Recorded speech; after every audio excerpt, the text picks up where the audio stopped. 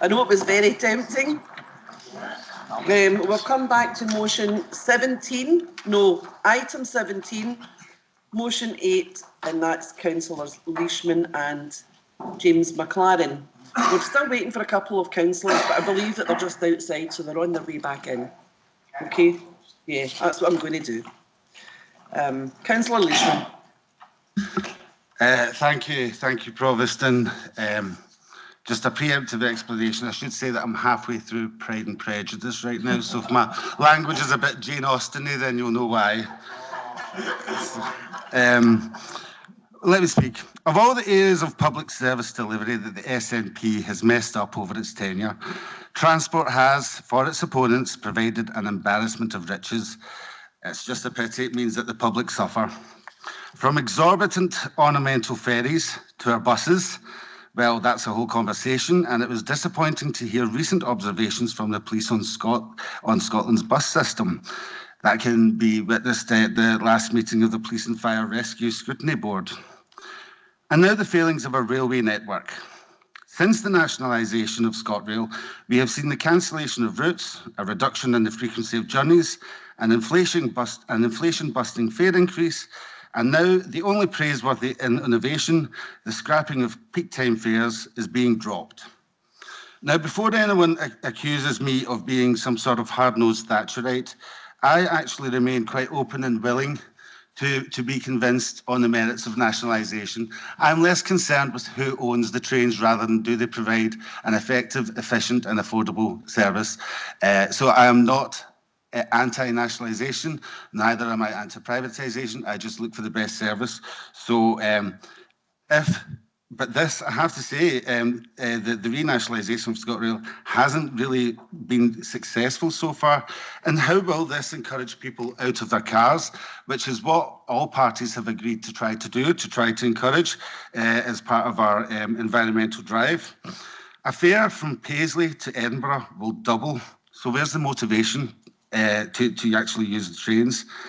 This innovation was to encourage rail travel during peak hours, obviously, and it worked. Yes, the uptake didn't reach the desired 10% in the ideal timescale, but it did reach 6.5%, and that is in itself rather promising when you consider how long behavioural change normally takes. It never happens immediately, but progress was being made. Some patience is what is required. Let me just sum up, because it is getting on a bit, by just saying I really do think that we should continue with this scheme to abolish peak time fares, and let's stop punishing people just for going to work. Thank you, Provost. Thank you, Councillor Leishman. Councillor James McLaren. Thank you, Provost. Happy to second this motion, and I'll speak on it if I may. So the Scottish Government and ScotRail have made some very bad decisions recently and over the last few years, which have let the public down badly. It is not just peak time fares, though that won't encourage people out of their cars. The decision by the Scottish Government to allow a housing development on the old railway station Solum in Bridge of Weir will make it very difficult for rail transport to come back to that area. We need to retain existing rail routes and not build over them. And the call for new housing developments is all very well, but we can't keep building housing estates without improving transport infrastructure.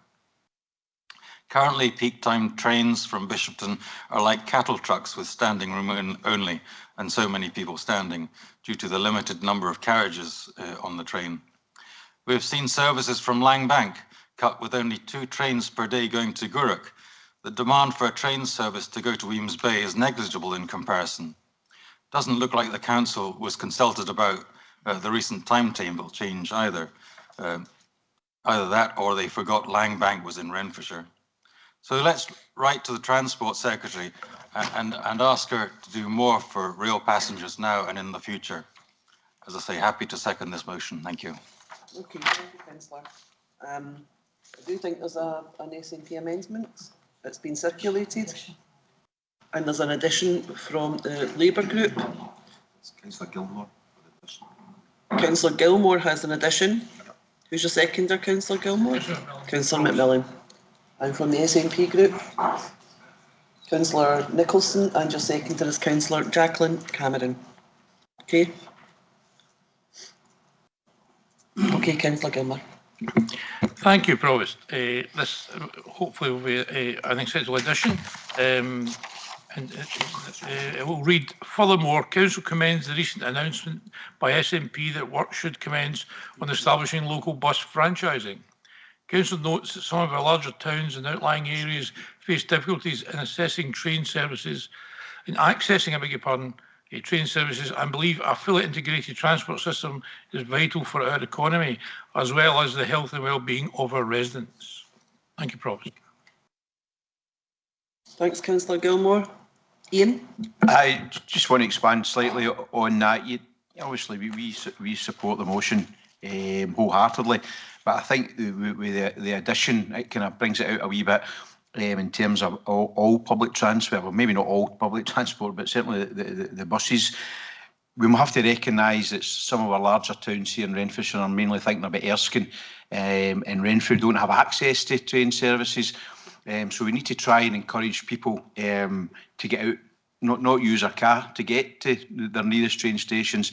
And if there's an integrated system with buses that leaves these towns and other outlying areas, that would certainly help. And there's obviously large parts of Paisley where train stations are quite distance away. I'm thinking of Glenburn and Foxpass. So we really need to improve the bus services so that they can get to the train stations as well. Councillor Leishman spoke roughly about the cost. I think we do get exploited in this country in terms of what the prices we pay. You know, been very fortunate enough to holiday abroad. I'm always amazed at how cheap it is to travel about in these places, particularly in Europe. So I think as well we need to look at how much we actually charge people. And this scheme, which was brought in for a short period, I don't think it was given a long enough time. Certainly, I know a lot of people, myself, who benefited from it greatly, and I think there could have been some sort of compromise rather than just, overnight. Basically, the fares going up, not just going back to their existing rates, but some more getting added on as well. I think it's very, very expensive for public transport in this area. So I think, yeah, we totally support the motion, but I think ours just gives it a wee bit of extra and realisation that not everybody is getting close to a train station, and we need to look at our bus services as well. Thank you. Thank you, Councillor. Councillor Ian Nicholson. Thanks, Provost. Our amendment to this is quite clear and understand. I mean, the working part of the motion is the last paragraph. Yeah, you could probably agree to write to the Transport Secretary, etc., etc. I think the facts of the matter here is that it was a pilot scheme. As far as I'm led, it was a pilot scheme. It didn't achieve the numbers that needed to make it almost cost effective. And I accept the fact that people are arguing it should have been extended for another 3 months, etc. It only had 6.8, and I actually just benefit people who used the train already. The data that came back shows you there wasn't a huge increase in new train users. So really it was just a subsidy for existing train users. And if that's what people want, then that needs to be up front, and that has to be explained. That's you're subsidising people's rail travel for them. And there's no, as far as I understand, there's no connection between them and then proving that they gave up the car to travel by train. That could have been a condition attached to getting your free rail ticket, etc. But I accept the politics around this. This is another one that just came straight from Tory HQ. It was all discussed and debated in the Scottish Parliament. But clearly people need to understand, and I do recognise in our amendment as well that the Labour Party conference agreed to bring back rail back under public control at the end of all their contracts, etc. That's to be welcomed. You know, they're following the footsteps of the Scottish Government here. But at the end of the day, they slightly caveat all that as well, as usual. But I think from our amendment, it's really just pointing at the facts that the rail network in the UK, and I will say UK here, is massively been underinvested for decades, ever since it was privatised and cut up into private companies. It's always suffered from that. And then the profits that these private companies extract out of the rail is all stuff that's not going back into the service. It's not going into rolling stock. It's not going into lines. Nothing. It was a. Somebody like myself who was around in the 80s and saw the massive privatisation went on. The rail network was one that the Tory government was gunning for. because of the strong trade unions that they had in it. So our motion is just stating the facts that we want investment in the rails. We need a comprehensive financial structure put in place to support investment in the rail network up and down the UK, and I think that's a sensible way to do it with regards to contacting both governments and saying to them, that's the view of this council, is supporting the rail network and have a shift, have a genuine shift from people from cars to rail, not just subsidise the ones who currently use the rail for their day-to-day business. Thanks, Provost. Thanks, Councillor Nicholson. Councillor Jacqueline Cameron. Yeah, thanks, Provost. Just to formally second. Thank you. Okay. Next up is Councillor Andy Steele. Thanks, Provost. Councillor Nicholson's put his finger on it. It's not small in the grand scheme of things. Projects that will bring about a model shift. Now that I'm working in SPT, since Councillor Patterson wasn't able to carry on with that, the more I look into it, I've had enough of pilots and trials, and maybe we could try this, and maybe we could try this, and maybe we could pass cycle lane here, and maybe we could make this cheap. What we need is massive investment at a national level, whether that be Scotland or whether that be the UK. That's the only thing that's going to bring it about, and it's the reference to the investment structure in the amendment. That's exactly what I want to see. Thank you. Thanks, Councillor Steele. Councillor Andy Doig. Thanks, Provost. I think both these amendments are very legitimate, and I think they both touch on various issues. There has been a real issue, Provost, in Ward 9, especially for commuters that live in Lochrannoch and Howard. Increasing numbers of trains from Glasgow Central down to Ardrossan have been missing out the Howard and Lochrannoch stops, so there's been a reduction in the amount of trains that stop off at these places, and it certainly is causing an issue. And that underlies, I think, the sense that's in the Labour amendment, because we need an integrated transport system. It's been that case for years. There seems to be an agreement in the Chamber that the transport system's been underinvested in for decades. And it's been another victim of free market dogma, which, you know, I don't necessarily think Tory colleagues will agree with, but it's just a simple fact that the free market dogma has devastated the bus services, it's devastated the energy markets, it's devastated the housing market, and we're left with this legacy. The question I do have about the SNP amendment is, if we're writing to the respective national governments requesting they put in place an investment structure, would this not undermine the integrity of the rail network in Scotland as controlled by Hollywood? Thanks.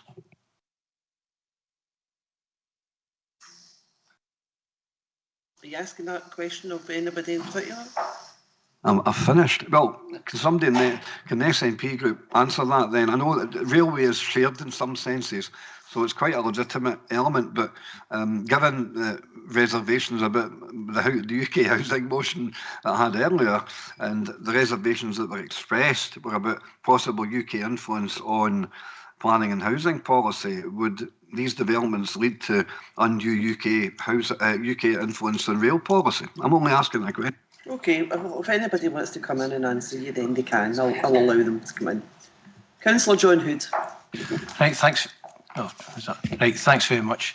Just a couple of things. First of all, you can't get people to stations if you've not got a decent bus service. We're sort of held to ransom with a certain bus company here, especially with prices. They've priced everybody out of the market. Nobody can afford to go out. You're talking about £5.90 for a day ticket for you to just use once, because a single costs £4.90. So everybody goes for the day ticket.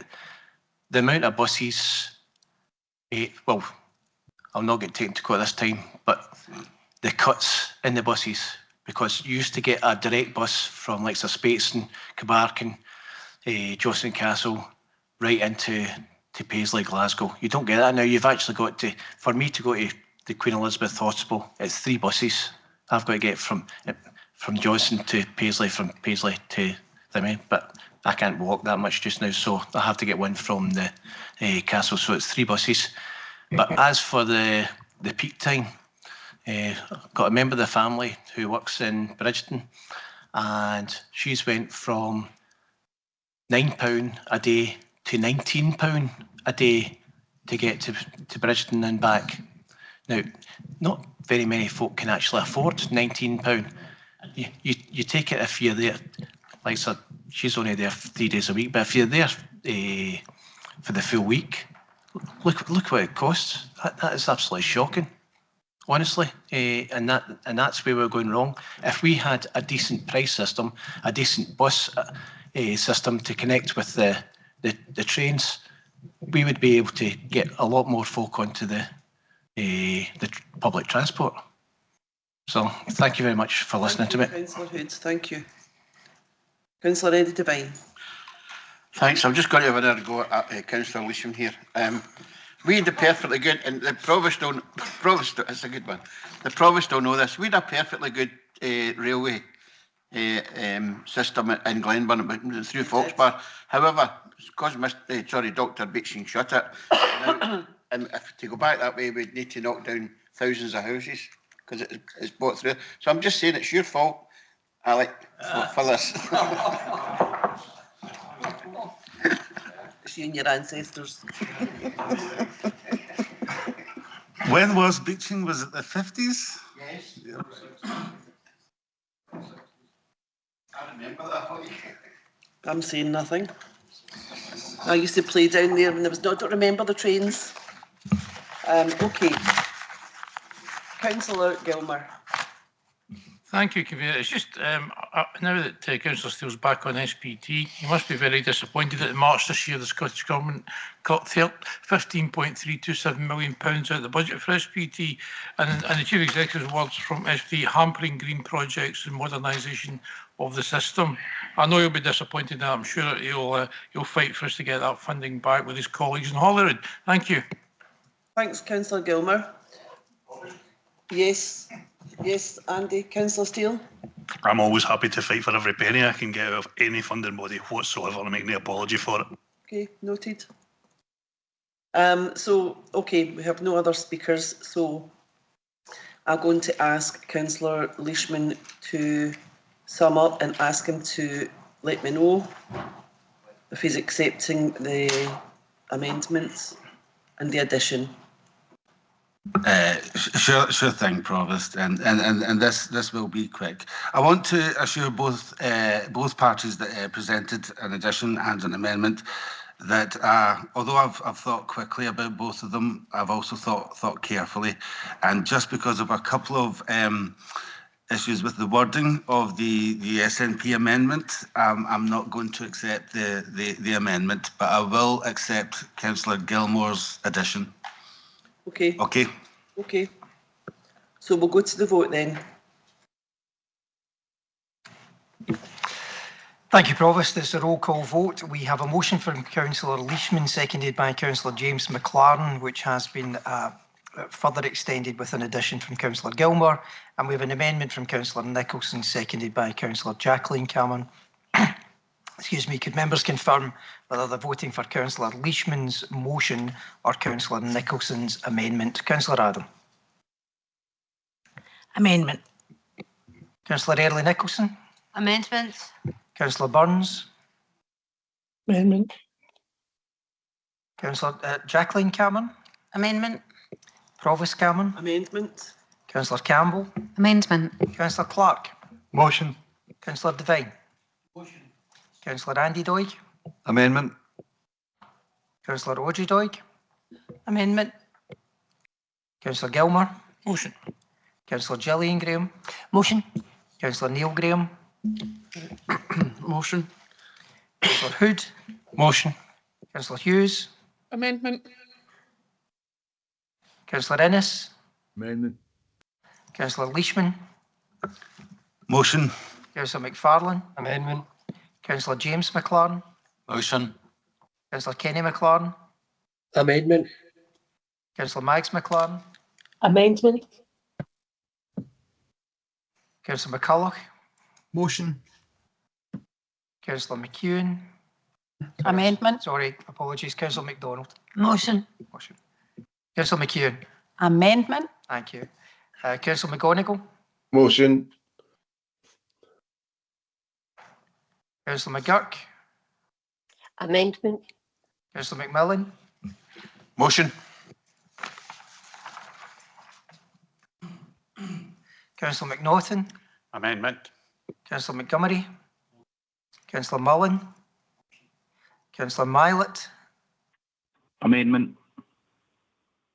Councillor Nicholson. Amendment. Councillor Patterson. Amendment.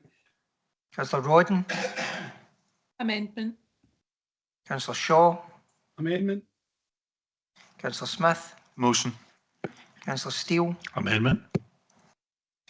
Councillor Hannigan has voted for the motion. 16 for the motion, 22 for the amendment. The amendment is carried. Okay, thank you, councillors. That brings us on to item 18. That's motion 9, and it's councillors Innes and McFarlane. Councillor Robert Innes. Yes, okay, I'll get someone to come and get you, Councillor Montgomery.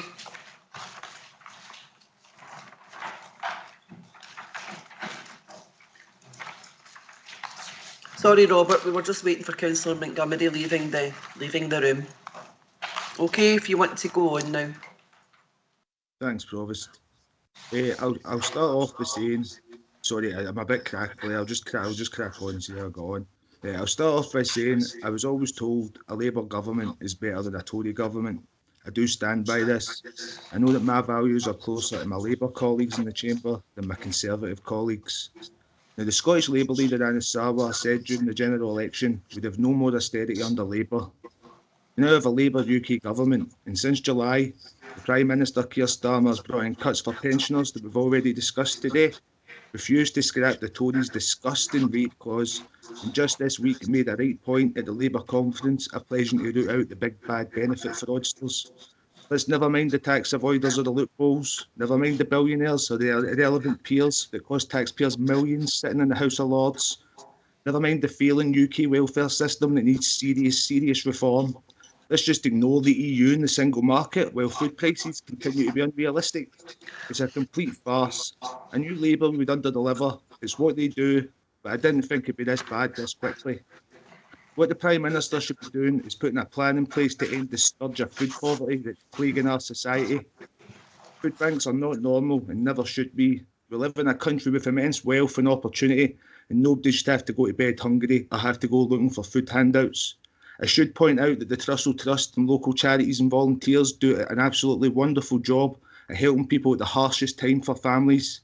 I know that as a council with the limited powers we do have, we make eradicating poverty a top priority in Renfrewshire. So in saying that, I don't know what Renfrewshire councillor would be against this move, writing this letter.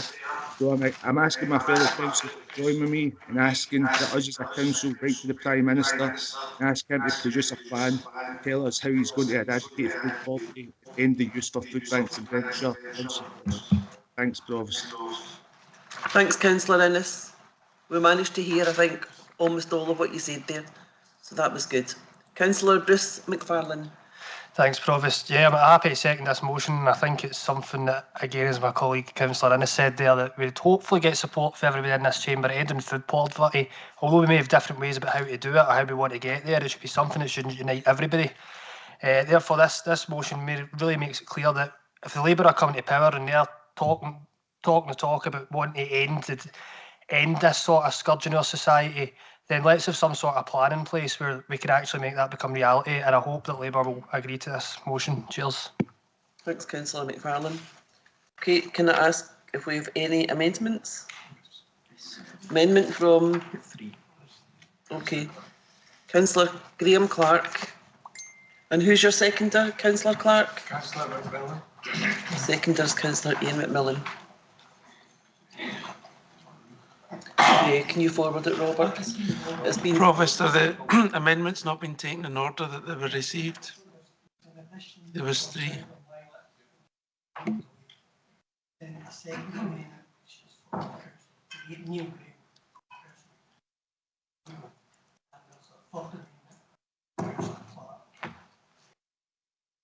Okay. Provost, you want to announce that? Okay.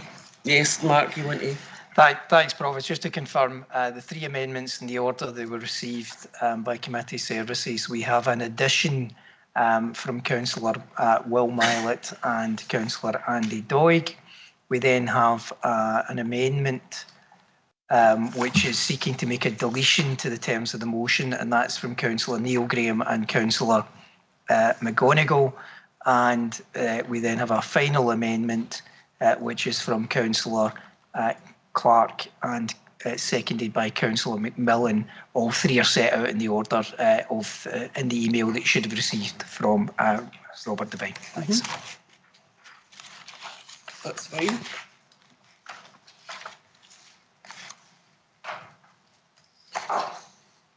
Councillor Mylet, are you with us? Provost, hopefully you can hear me. Yay! Thanks, Provost. Can hear you. Given my technical difficulties, is it okay just to formally move this? I think everybody knows my views on Scottish independence. Yep, okay, that's no problem. And your seconder is Councillor Doig, Councillor Andy Doig. Thanks. I'll speak to Provost if you wish. I mean, how on earth did we get, as a country, as a society, how did we get to the situation where the UK, I think, is about 6th or 7th richest country in the world, and we've got food banks? Well, we've got food poverty because of austerity politics. Now that crosses different parties. No, it never worked in the 1930s. My father was alive. My father, if he was alive now, would be 100 years old exactly. So he remembers the 1920s and 30s, and he was in the Independent Labour Party at the time, and he was living in London. And I mean, so the politics of austerity by the national government at the time, which was Tory-led and with some Labour involvement by Ramsay McDonald, they tried austerity politics, it never worked. Thatcher tried austerity politics in the early 1980s when I was young. It never worked. David Cameron reinstituted it in the 2010s. It never worked.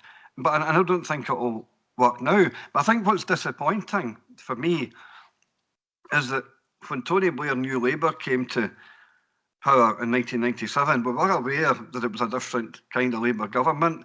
They wanted to change things. They wanted to, maybe in some eyes, I'm being generous, they wanted to modernise. Councillor Devine and Councillor Hood will disagree. I'm giving Labour the benefit of the doubt. But at the same time, New Labour was a Keynesian party. They believed in Keynesian economics, which is that you had to invest in the economy to make it grow. You can't just leave everything to the market. What we seem to have now under Rachel Reeves is not New Labour, it's Blue Labour. It's like a further amalgam, some kind of hybrid creature that has got elements of the Labour tradition, but in its economics is completely and utterly right of centre. Now, if Rachel Reeves had been in her position in 1945, UK debt was 230% of the GDP, the NHS would never have been created. Today, it's at 97% of the GDP. Now, the Chancellor says public services need to be cut. That's far too high. So if this approach had been taken, and you can't take it away from the Labour Party, the NHS is one of the greatest creations that they've ever instituted. If Rachel Reeves had been the Chancellor, this wouldn't have happened, because they seem to have given up Keynesian economics. Now this is economic illiteracy, Provost. I mean, there's no government runs like a corner shop. So we're back to worshipping at the altar of St Margaret Hilda of the Immaculate Scalpel, patron saint of the free market. So how can independence help? We've got devolved governments here, there's food markets in Wales, there's food markets, and there's the food banks here, there's food banks in Wales. I'm sure you've got food banks in the Republic of Ireland. So how's independence going to make it different?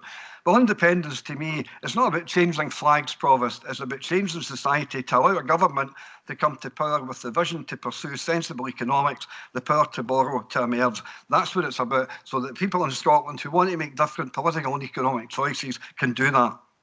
Because we're continually and currently hidebound by decisions that are focused on the southeast of England. And incidentally, the north of England suffers from that syndrome almost as much as Scotland and Wales. Now, I've got words of advice for the SNP as well, because I've known John Swinney for 40 years. We were on the SNP youth wing together. I understand about the politics of mitigation, but at the end of the day, a lot of SNP voters that I spoke to have spoken to this summertime. They want some kind of action. Devolution is only as good as the driver that's in the car, and the SNP in the last few years have gone down quite a few political cul-de-sacs. What they need to do is have the political courage to bring in things like a land value tax. If they need to raise the money to end food poverty, let's pursue the 300 families in Scotland that own 50% of the land. Then food poverty could end. Now, even the USA, which is the bastion of free market economics, has a land tax. France has a land tax. What we have in Scotland just now is a positively medieval land system. And there's no government so far, whether it's Labour or SNP, have had the bottle to change it. Now, what would happen if the SNP did that? The State Scotland, which is the political wing of the landed gentry, would take the SNP government to court. That'd allow the SNP government to use that platform to showcase how the only way to grow the economy in Scotland, everybody agrees that's important to reduce poverty, is to have a land tax. And incidentally, and I'll finish in this, Provost, a welcome byproduct of that, I would wager, would be you'd see support for independence go up to about 60% and beyond, because people would realise in real terms how it would benefit them. Thanks. Thanks, Councillor Doig. Councillor Gillian Graham. Thank you, Provost. I apologise. I probably should have said there's a connection there. It's very tenuous, but my a close family member is a volunteer in one of the food banks, and the fact that we're thanking the volunteers, and actually Councillor Innes has actually mentioned that food bank, I thought I'd better say, but it's just a connection, that's all. Okay. Thank you. That's fine. Okay, so we have Neil Graham and Councillor McGonigal. Councillor Graham. Thank you. Apologies. Thank you, Provost. I think we can all agree that food poverty is a stain in our society which needs to be eradicated, and we should all work together on this. My amendment is very simple. It's to delete the middle paragraph. And partly the reason why is food poverty is not experienced only by those on receipt of benefits in the UK. Many working people also experience hardship where they cannot pay all of their bills and buy essentials. The problem is much deeper and complex, and just to do what the SNP do is blame Westminster for everything and continue with the verbal gymnastics that everything would be perfect if our nation separated. Does Councillor Innes and McFarlane believe that stripping cold weather payments from pensioners will make food poverty better or worse for this demographic? Do they think that taking away free school meals from primary 6 and 7s will help with food poverty?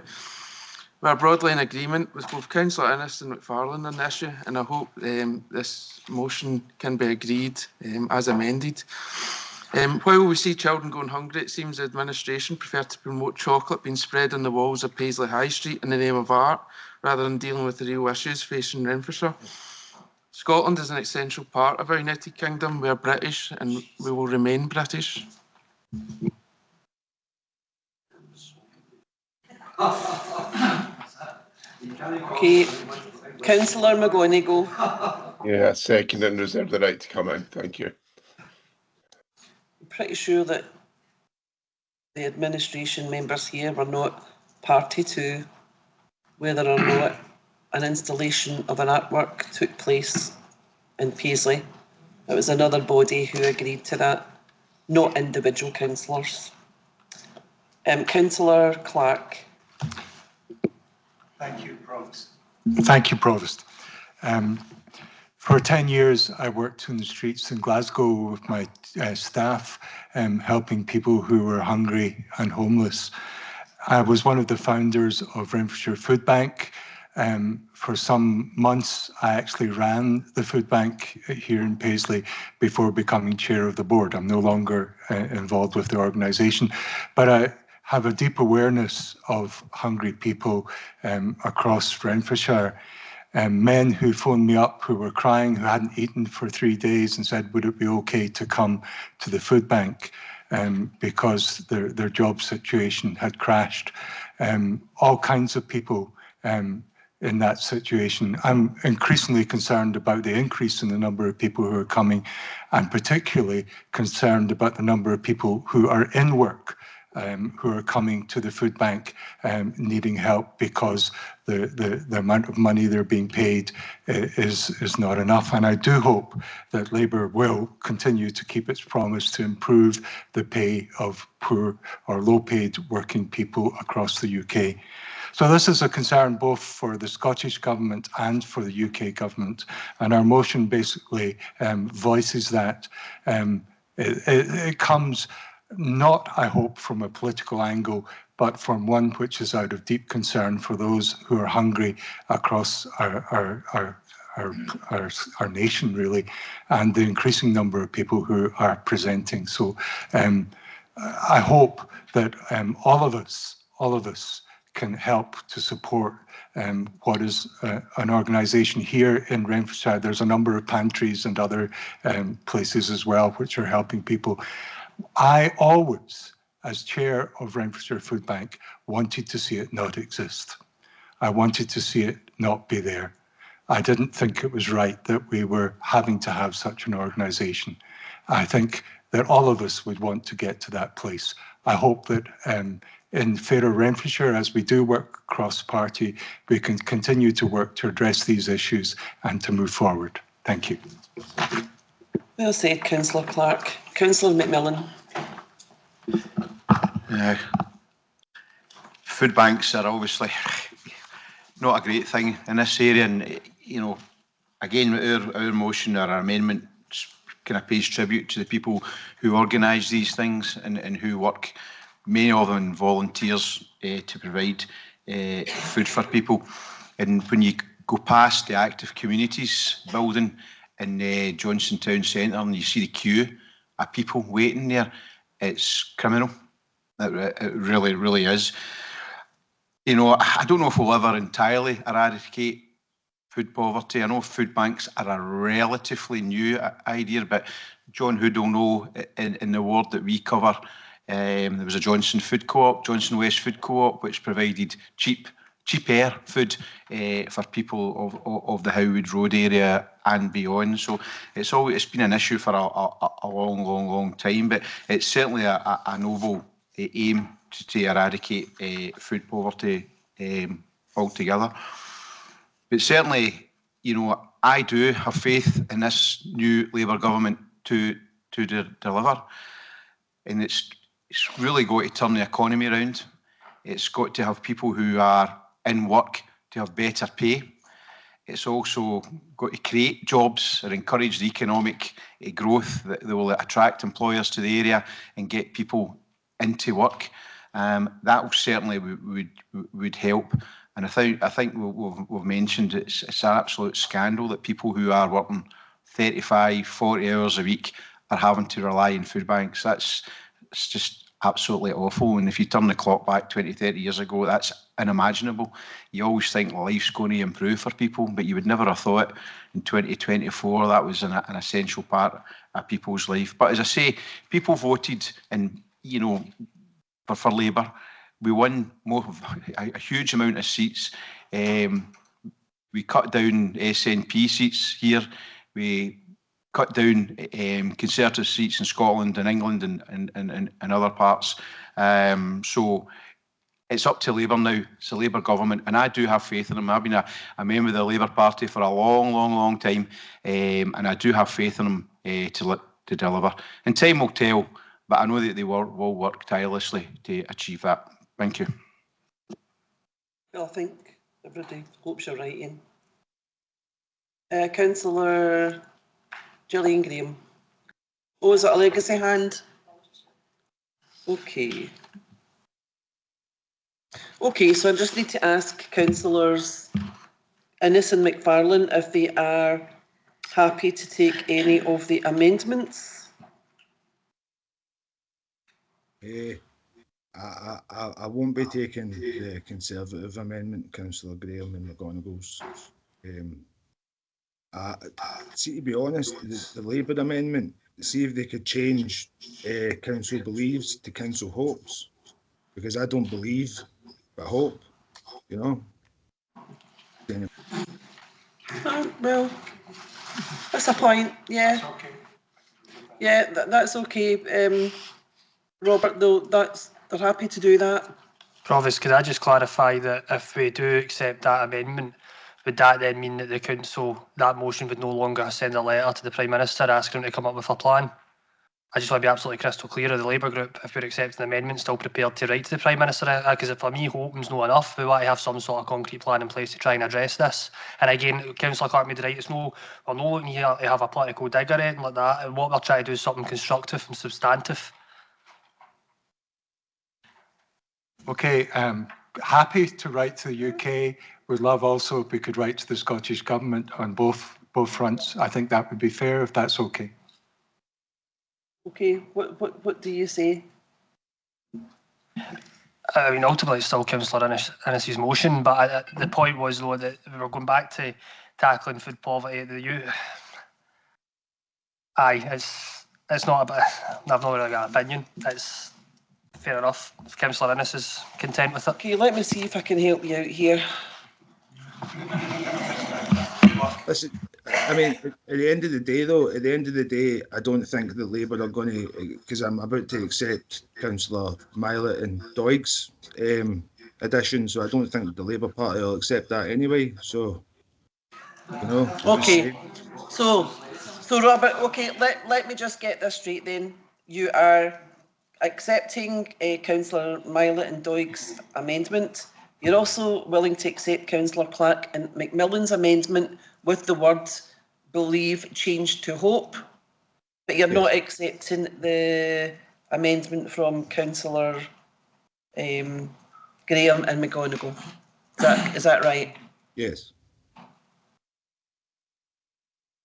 Provost, we have that one concern about the phrase that only Scottish independence will resolve the issue. If that could be removed, then I'm perfectly happy to go on. Okay, so they won't. No, I know. I can tell you they won't remove it. Okay then. Okay. So it's a vote. Bear with me, Provost, if a second. Give me a second to get the paper. It's a vote for the motion by Councillors Innes and McFarlane as amended by Councillors Mylet and Doig. Yes. And that amended motion will be against the amendments, the two amendments from the Labour group and the Conservative group. Yes. Am I correct? Yes. I'm not doing an awful lot well today, but I'm getting my head around that. Thank you, Provost. Yes, we will have two votes. The first vote is Councillor Innes's motion, seconded by Councillor McFarlane, as now amended with the addition from Councillor Mylet and Councillor Andy Doig. And that will go firstly against the amendment by Councillor Neil Graham and Councillor McGonigal. And then the successful vote from that will then go against the amendment from Councillor Clark and Councillor McMillan. So for the first vote, could members please confirm whether they're voting for Councillor Innes's motion or Councillor Neil Graham's amendment? Councillor Adam. Motion. Councillor Edley Nicholson. Motion. Councillor Burns. Motion. Councillor Jacqueline Cameron. Motion. Provost Cameron. Motion. Councillor Campbell. Motion. Councillor Clark. Abstain. Councillor Devine. Councillor Andy Doig. Motion. Councillor Roger Doig. Motion. Councillor Gilmour. Abstain. Councillor Gillian Graham. Abstain. Councillor Neil Graham. Amendment. Councillor Hood. Councillor Hughes. Motion. Councillor Innes. Motion. Councillor Leishman. Amendment. Councillor McFarlane. Motion. Councillor James McLaren. Amendment. Councillor Kenny McLaren. Motion. Councillor Mags McLaren. Motion. Councillor McCulloch. Abstain. Councillor McDonald. Abstain. Councillor McEwen. Motion. Councillor McGonigal. Amendment. Councillor McGurk. Motion. Councillor McMillan. Abstain.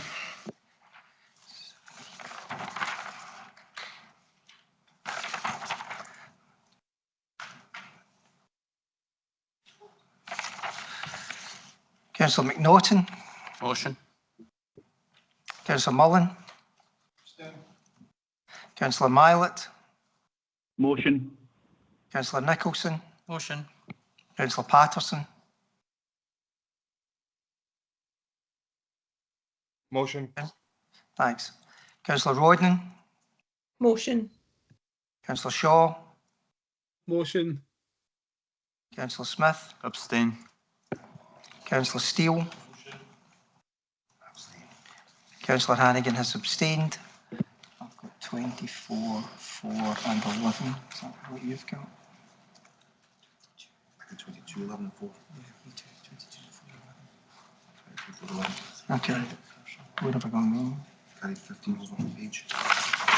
Right, I've counted wrong there. So 22, 11. We have 22 for the motion, 4 for the amendment and 11 abstentions, so the motion is carried. And the motion now goes forward to vote 2. So this is now the motion by Councillor Innes, seconded by Councillor McFarlane, against the amendment by Councillor Clark, seconded by Councillor McMillan. Would the members please confirm whether they have voted for Councillor Innes's motion or Councillor Clark's amendment? Councillor Adam. Motion. Councillor Aidley Nicholson. Motion. Councillor Burns. Motion. Councillor Burns. Motion. Councillor Jacqueline Cameron. Motion. Provost Cameron. Motion. Councillor Campbell. Motion. Councillor Clark. Amendment. Councillor Devine. Amendment. Councillor Doig, Andy Doig. Motion. Councillor Roger Doig. Motion. Councillor Gilmour. Amendment. Councillor Gillian Graham. Amendment. Councillor Neil Graham. Abstain. Councillor Gray. All right, sorry. Councillor Hood. Councillor Hughes. Motion. Councillor Innes. Motion. Councillor Leishman.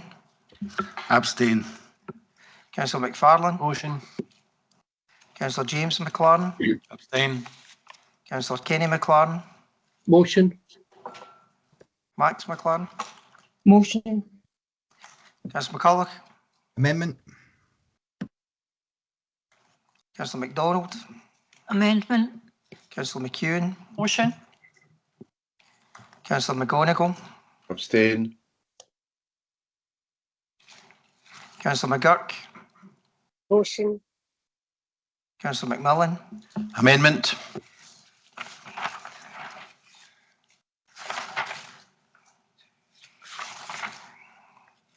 Councillor Mullen. Sorry, I missed Councillor McNaughton. Motion. Councillor Mullen. Councillor Mylet. Motion. Councillor Nicholson. Motion. Councillor Patterson. Motion. Councillor Rodden. Motion. Councillor Shaw. Motion. Councillor Smith. Amendment. Councillor Steele. Motion. Councillor Hannigan has voted for the amendment. 22 at 11. 22 at 11 and 4. I have 22 for the motion, 11 for the amendment, 4 abstentions. The motion is carried. Okay, thank you. That brings us on to item 19. And just to let you know, following this item, which is the final motion on the agenda, we have a report from Mark Clonihan in relation to the Boundary Commission before we move on to the special meeting. Item 19 is motion 10. That's Councillors Andy Doig and John Hood. Councillor Doig. Thanks very much, Provost. I'll be very quick and brief. This motion arose out of a discussion, a meeting I organised, Provost, with the Johnson Business Consortium and the council officers who deal with business lets and myself, because of concerns that the Business Consortium had about trying to move council lets in the town centre quicker. Now, what arose out of that discussion was that the council officers who were there, who'd had some experience in the same role as they do here with other councils, had said that we do things a bit different here. And so we said, myself and the consortium said, how do you mean? Well, apparently the protocol whereby the lets go to the ILE board every 5 weeks is an impediment in the sense that it makes it a lot longer for the business lets to be released. So I said to the officers, is this really a big issue? And they said, well, it is. It would certainly help things to a great extent. So I've been working with officers and Councillor Hood. This is a textual change that would allow that to happen, but I would commend it across the chamber because obviously it will not just help businesses in Johnstone, it would help businesses in Paisley, it would help businesses in Renfrewshire, it would help businesses in the 10 villages that we have as well. So I think anything we can do to keep local sustainable jobs, to create more jobs in our town centres that keeps them viable is a step forward. So I think it's entirely in keeping with the economic development strategy of the council under various administrations, and I would commend it to the council. Thanks. Thanks, Councillor Doig. Councillor Hood. Formally second and rest of it come in after. Do we have any amendments to the motion? No? No amendments? I don't think we have any comments either, Andy. So I think you want to sum up? Oh, well, I mean, no, it is. You can watch if you wanted. I mean, really, no, I think it's the intricacies. I'm not familiar with the intricacies of business letting, but it's amazing that maybe this small change will really help to kickstart local entrepreneurs, and I think they bring an awful lot to our towns and villages. Provost, there's been, in fact, in Johnstone High Street, there has been the business, the curry house Anais has opened up a let there. Now, Anais has got an established business, a curry house in Kilburnie. They've got a takeaway in Lochwinner. So if it helps businesses like that to build, to expand, that can only be good for business, good for local employers and good for the community. So it's a win-win situation. I'm guessing it'll be good for the council coffers. And it will be good for the council coffers. Johnstone, incidentally, seems to have a higher number of business lets than even Paisley. So from a Johnstone perspective in particular, it was particularly good news. So thanks. Okay, thanks for bringing that. So no objections or anything, so the motion is carried. Councillor Doig and Hood, well done for bringing that to us. I'm going to ask Mark to come in now. Thank you, Provost. I appreciate it 5-3. The one thing that members will be desperate to hear about is electoral boundaries and the Boundary Commission. However, that's why I let you have a 15-minute break. Attempted to be as brief as possible. As members will know, we previously reported that the Boundary Commission were looking at the Scottish parliamentary boundaries and proposals for the seats, and there were recommendations of changes in respect of those which were going to have an effect on Renfrewshire, and in particular the second set of submissions which we made to that were around the proposals for a seat which was Erskine and Cardonald. We asked that to be renamed Erskine, Renfrew and Cardonald. The Boundary Commission have published new proposals today and they've agreed that name change, which is where the good news ends, I would suggest. They've also then indicated that they'd had further representations in relation to Neilson, where under the current boundaries, Neilson falls within one of our seats along with Barrhead and Uplow Moor. And the proposals they were taking forward would have separated Neilson away from that. The representations appear to be to keep Neilson with Barrhead and Uplow Moor, which would mean it would stay in one of our seats. But to then balance the numbers, they're then proposing that Bishopton will move from Renfrewshire South to the Erskine, Cardonald and Renfrew seat. Perhaps of greater concern to the council, the preliminary proposals in relation to the list votes are that to redress the balance created by falling voter numbers in Glasgow, an additional seat would have to go into the Glasgow list, and the proposal is that that would be the Erskine-Cardonald-Renfrew seat, meaning that voters living as far afield as Bishopton would find themselves with Glasgow list MSPs. As has been the way in respect of this process, the Boundary Commission appeared to have timed it perfectly every single time so that we did not have the opportunity of bringing an agreed report to the council to try and get something signed off. There is a 4-week consultation period in respect of this matter. So what I would be seeking today, whilst the returning officer can submit a report on his own behalf, there currently isn't a mechanism for us to get a council approved one unless council were prepared today to delegate authority to the chief exec to submit a report on behalf of the council, subject to it being agreed, I would suggest, with the cross-party sounding board, so that there would still be political input on that. So the proposal would be that we would fix a meeting of the cross-party sounding board and bring a report back to that within the consultation period, if members would agree that. Thank you. So of course that's what I'm recommending to you today. So if anyone has any objections to moving forward in that manner, then please speak now, otherwise we will just leave it to Mark to make the relevant arrangements. Yeah, Got some hands up. I'm so sorry. Councillor Doig, Andy Doig. Yeah, it's just to say, Provost, I think it's really regrettable that the Boundaries Commission and in the bowels of the Boundaries Commission somewhere in Edinburgh, people keep coming up with these Yugoslavian-style maps that bear no recollection to actual communities. And when the councillors here and officers put our collective heads together to actually give them recommendations as to what might actually work, they just soundly ignore it. So I think Mark's suggestion is eminently sensible. Thanks. Thanks, Andy.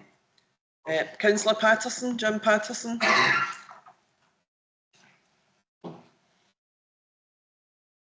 We can't hear you, Jim. You're on mute. Apologies.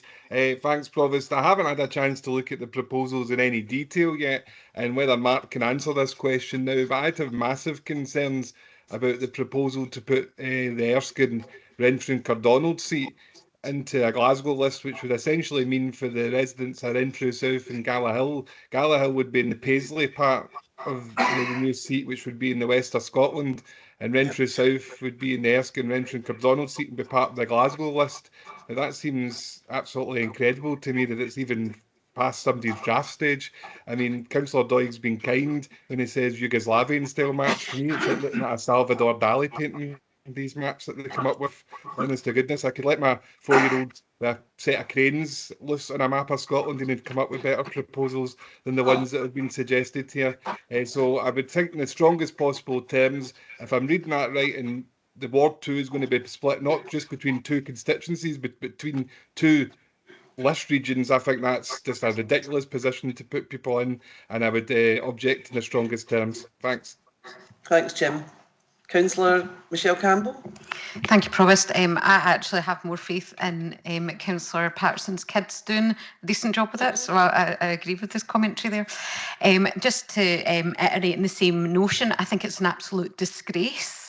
I think that it was already bad enough, and this is no slant on the people, the good people of Cardonald, Penally, my mother-in-law included, I might add, in that catchment. However, I think that the boundaries were a disgrace the way they were drawn up in the first place. Disregard for the whole of an area of Renfrew, I'm glad, has now been recognised. However, to be just treated as an overhang in Glasgow, even when you look at it geographically, if you look at it on a map, I don't understand how they looked at that and thought, yeah, that's a really good idea to do that to the people of Renfrew. I think this is my conspiracy theory on it, that determined to keep Glasgow Airport as Glasgow Airport, even though it's in Renfrewshire, because that'll be our next move, we can get that renamed. You know, but the thing is that I think that it's creating a geriatric, generic sort of aspect on this that I'm not content with. It's a real kick in the face to the people of Renfrewshire. We're always treated as the poor little sister next to Glasgow, and I think that most of the councillors, if not all in this chamber, will kick up a stushy about this because it's quite rightfully deserved. Yep. Thank you. Councillor Mullen. Thanks, Provost. I'm just probably going to echo what Councillor Campbell and other people have been saying. I think whoever's made this up has got to have a look at this. I mean, what is the connection? It's totally different. Do you know what I mean? And Councillor Patterson is absolutely right. It's just disgraceful. Absolutely. There's no kind of link in there at all. I wouldn't mind if it was like we were talking about somewhere else, it was closer, but this is ridiculous. Absolutely ridiculous. And what are we going to comment with McDonald? Do you know what I mean? Yeah, we need to make sure our voices. Oh, listen, this is people sitting in an office with nothing to do. So anyway, right, thank you. Councillor Lisa Marie Hughes. Thanks, Provost. I think, as you would expect, I'm going to echo what my colleagues have said. I mean, call me logical, but the fact that for which Renfrewshire is named would then be part of Glasgow is utterly anathema to me. And also the dissection of whole communities just to fit in some boundaries because they want to make numbers perfect makes no sense at all. Obviously, we all want the electoral system to be balanced out and votes to be balanced and that sort of thing, but you can wiggle things a little bit to make it actually make sense. Mark, please tell them in the maybe not kind of words to get to.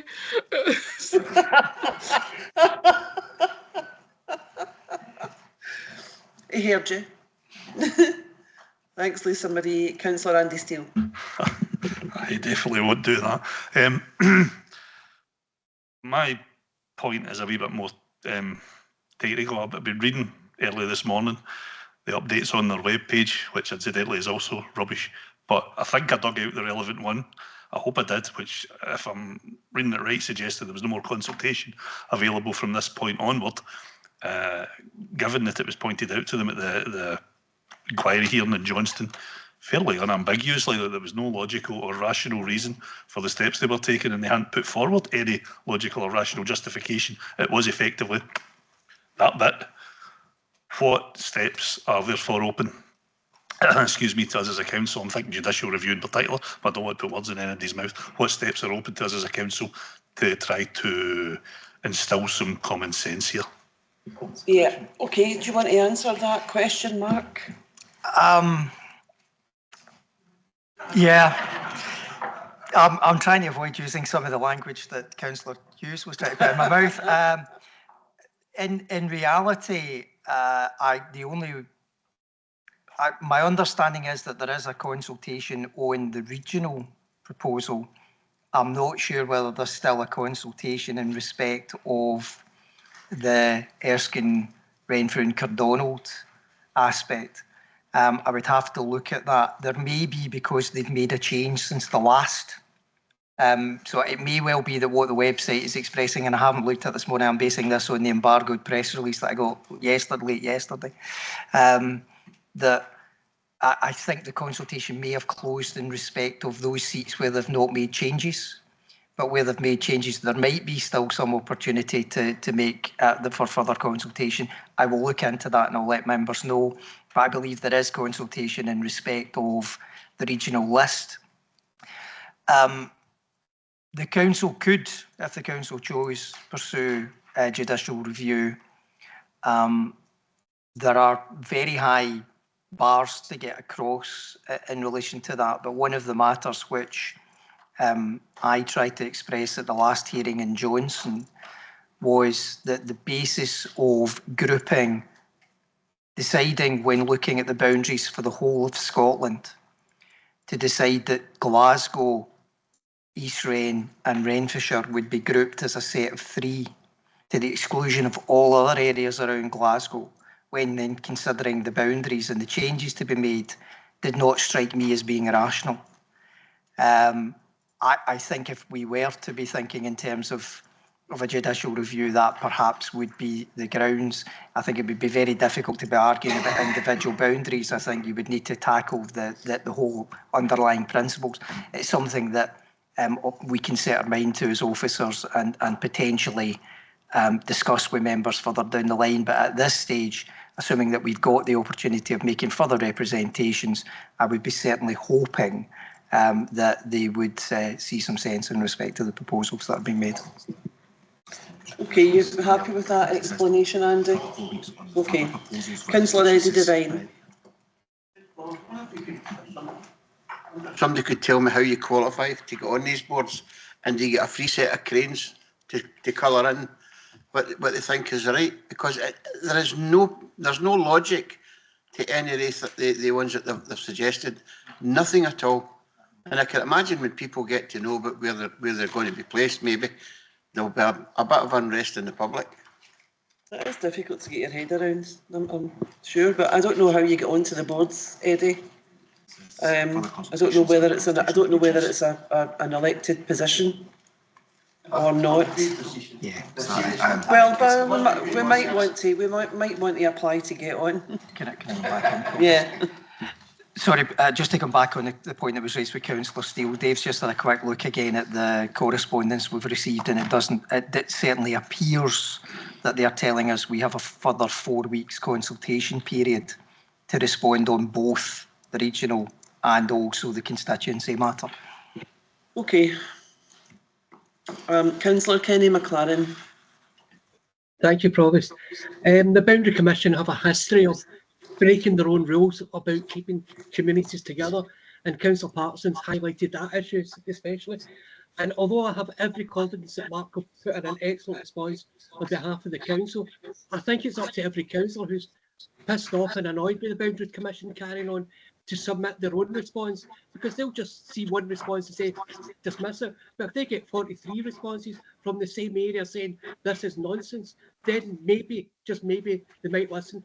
But just being an echo chamber isn't any good. We have to submit our responses individually and put in our complaints. Thank you, Provost. Thanks, Councillor McLaren. It's certainly something to consider. Councillor James McLaren.